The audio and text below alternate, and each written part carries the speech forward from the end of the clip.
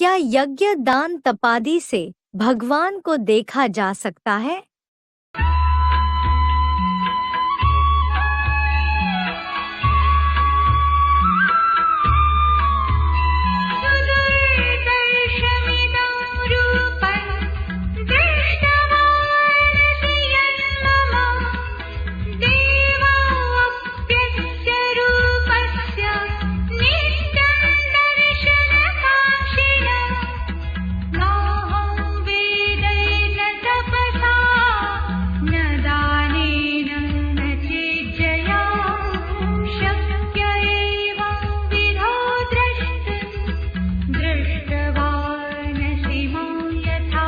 श्री भगवान ने कहा, मम यत रूपम दृष्टवान असि, मेरे जिस रूप को देखा है, इदम सुदुर्दर्शम, इसे देखना बहुत कठिन है। देवा अपि नित्यम अस्य रूपस्य दर्शन कांक्षिणा, देवात्माएं भी सदैव इस रूप के दर्शनाभिलाषी रहते हैं। एवं विधा माम यथा दृष्टवान असि, इस भांति मुझको जिस रूप में देखा है, अहम न वेदैः न तपसा न दानेन, मुझे न वेदों द्वारा, न तप द्वारा, न दान द्वारा, च न इज्जया द्रष्टुम शक्या, और न यज्ञ द्वारा देखा जा सकता है। मम यत रूपम दृष्टवान असि इदम सुदुर्दर्शम, देवा अपि नित्यम अस्य रूपस्य दर्शन कांक्षिणा, एवं विधा माम यथा दृष्टवान असि अहम न वेदैः न तपसा न दानेन च न इज्जया द्रष्टुम शक्या। भावार्थ, मेरे जिस रूप को ज्ञान नेत्र से देखा है, इसे देखना बहुत कठिन है। पूजनीय देवात्माएं भी सदैव इस रूप के दर्शनाभिलाषी रहते हैं। इस भांति मुझको जिस रूप में तूने त्रिनेत्र से देखा है, उस रूप में कभी भी मुझे न नवनिर्मित त्रिगुणात्मक वेदों द्वारा, न दैहिक तप द्वारा, न दान द्वारा, और न मन की एकाग्रता बिना मात्र स्वाहा स्वाहा वाले यज्ञ द्वारा ही देखा जा सकता है। श्लोक से संबंधित शिव बाबा के महावाक्य। यज्ञ तप दानादि करने से मैं नहीं मिलता हूँ। मुरली तारीख 8 फरवरी 1968 पृष्ठ 3 मध्यादि। शास्त्र लिखने पढ़ने से भी नहीं मिलता। हमारी ये जो यज्ञ है, तप है, दान है, जो भी वगैरह वगैरह ये सब है भक्ति मार्ग की सामग्री, इन सब से कोई की सदगति नहीं होती, दुर्गति ही होती है। बल उन्होंने गीता में लिखा हुआ है, न ज्ञान है, न दान है, न तपसा, लेकिन जानते एक भी नहीं, करते ही रहते, दान करते रहेंगे, तपस्या करते रहेंगे।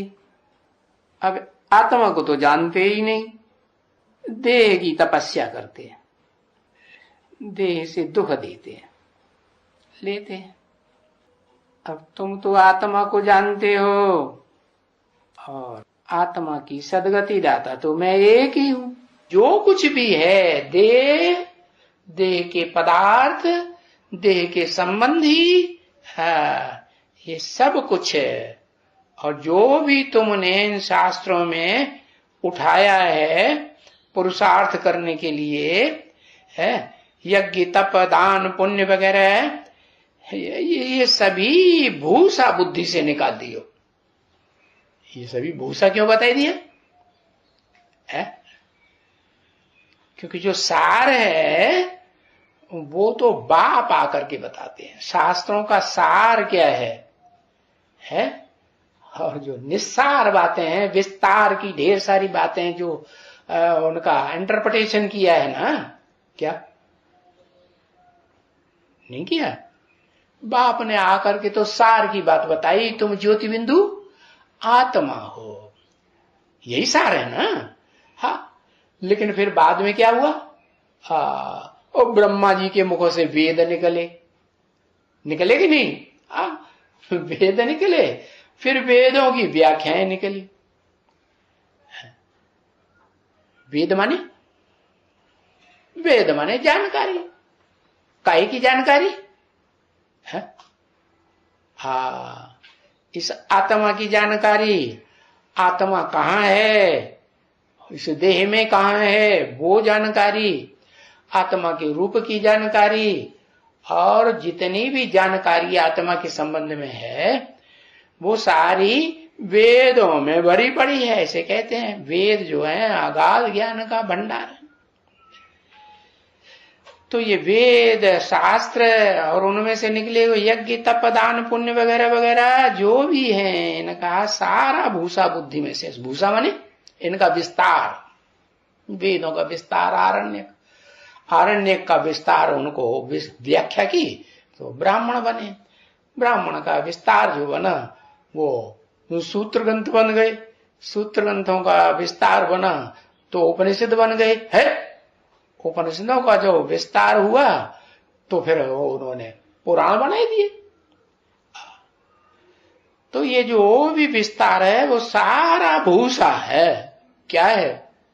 ये जो गीता का भी इंटरप्रिटेशन किया ना, कितने इंटरप्रिटेशन किए, कितनी व्याख्याएं हुई, कितने लोगों ने किए हैं? हाँ, 108 से भी जास्ती टीकाएं हो चुकी हैं।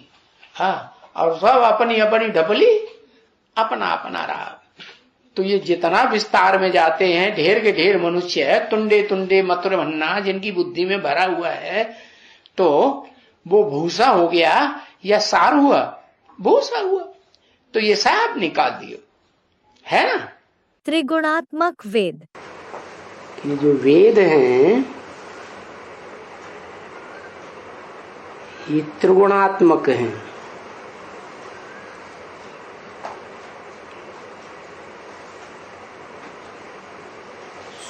सतोगुण, रजोगुण, तमोगुण से भरे पूरे हैं। जो भी कर्म कांड सिखाते हैं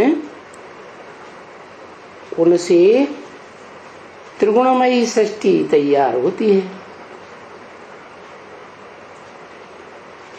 3 गुणों में रज और तम है जिससे दुख पैदा होता है।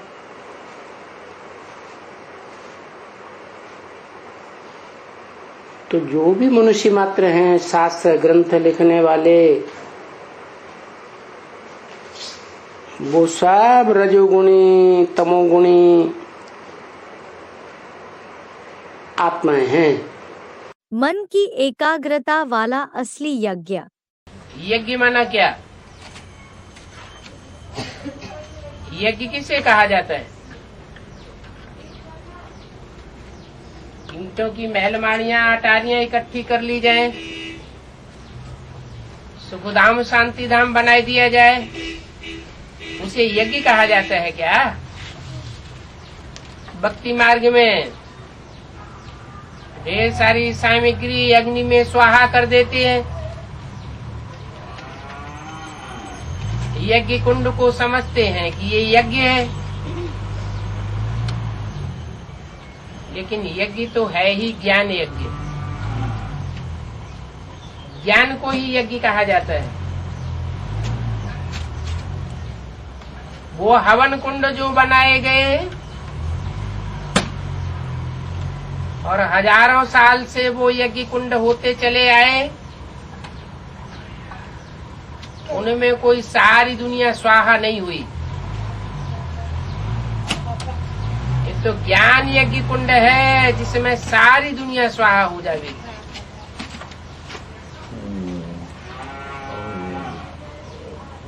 कचरा सब खलास हो जाएगा। जो श्रेष्ठ आत्माएं होंगी वो ही बचेंगी। तो इस यज्ञ का नाम बाला है। इसको कहते हैं राजस्व अश्वमेध रुद्र ज्ञान यज्ञ। स्व के राज्य का यज्ञ है। स्व माने आत्मा। दूसरों के ऊपर कंट्रोल करने की बात नहीं है। अपनी आत्मा के मन और बुद्धि और संस्कारों को कंट्रोल करने की बात है। 5 इंद्रियों को कंट्रोल करने की बात है। इंद्रिय जीते जगत जीत कहा जाता है।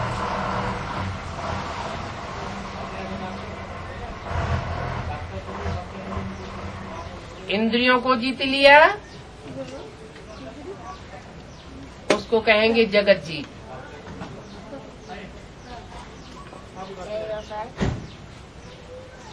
तो ये अश्वमेध यज्ञ है। अश्व माने घोड़ा। जैसे घोड़े को लगाम लगाई जाती है तो कंट्रोल में रहता है, ऐसे ही ये मन रूपी घोड़ा जो आत्मा का कार्य करता है उसको बुद्धि की लगाम लगाएंगे तो कंट्रोल में रहेगा। अगर लगाम ढीली छोड़ दी तो गड्ढे में ले जाता है। असली तप। भक्ति मार्ग में तो देह को तपाते हैं, खड़े होके तपस्या करो, उल्टे लटक जाओ, है देह की तपस्या हुई ना। आसन लगाओ, प्राणायाम करो, यहाँ तो आत्मा की तपस्या। अपन को आत्मा समझो, यही तपस्या है आत्मा की, है। देह न समझो, ज्योति बिंदु आत्मा समझो। भ्रकुटी के मध्य में ये आत्मा याद करो, तो ये भी तपस्या है ना। तो ये आत्मा की तपस्या है। और भक्ति मार्ग में देह की तपस्या होती है, दैहिक तपस्या कहेंगे।